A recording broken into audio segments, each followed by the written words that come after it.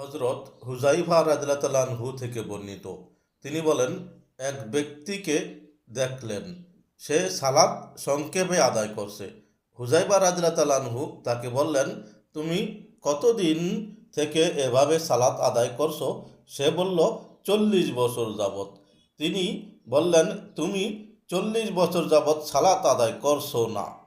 পরিপূর্ণ রূপে যদি তুমি এভাবে সালাত আদায় করতে করতে মৃত্যুবরণ করো, তাহলে তুমি মুহাম্মদ সাল্লাল্লাহু আলাইহি সাল্লাম এর সালাতের তরিকা ব্যতীত মৃত্যুবরণ করবে।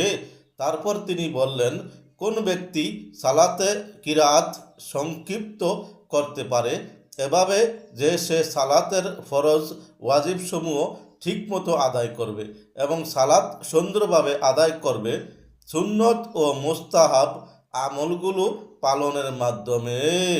হাদিস সুনানু নাসাই শরীফ, তৃতীয় খণ্ড, হাদিস নং 58।